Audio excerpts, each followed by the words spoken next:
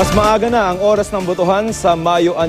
Sisimulan ito ng alas 6 ng umaga at matatapos ng alas 5 ng hapon. Mas pinaaga raw ng COMELEC o Commission on Elections ang oras ng botohan kasunod po ng utos ng Supreme Court na mag-issue ito ng voter's receipt. Narito ang report. Imbes na alas 7 ng umaga, magiging alas 6 na ng umaga ang simula ng botohan sa May 9 at magtatapos ng alas 5 ng hapon ayon sa COMELEC. We want to take advantage of light.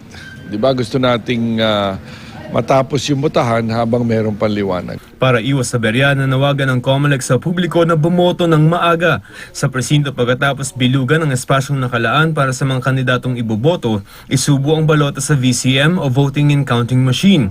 May on-screen verification kung saan maaaring makita kung tama ang mga kandidatong ibinoto nyo.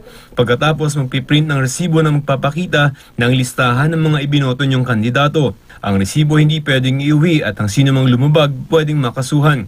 Nag-aalala naman ang Kongreso na baka hindi maihabol ang mga thermal paper na gagamitin sa pag-imprenta ng resibo. Dahil sa April 15 mabubuksan ang bidding para sa 1.1 milyong rolyo ng thermal paper at sa April 20 pa ang target delivery nito. Humiling ng COMELEC sa Joint Committee para payagang huwag nang dumaan sa public bidding ang pagbili ng thermal paper. Kung papayagan ng COMELEC, may panahon pa ang COMELEC para ma-distribute ang mga thermal paper sa 81 ng mga probinsya at City Treasurer's Office na siya magtatago ng thermal paper kasama ng iba pang election paraphernalia. Pwede ba naming i-do away yung public bidding requirements under Republic Act 9184?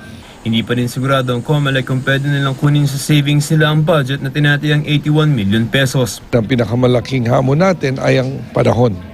Pero sisikapin namin na siguraduhin na magkaroon ng thermal paper sa bawat 92,509 precincts. Based on your schedule, we expect that there will be no postponement of the elections as scheduled.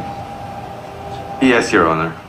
Ipinangako naman ng COMELEC na tuloy ang overseas absentee voting sa April 9 hanggang May 9, 2016.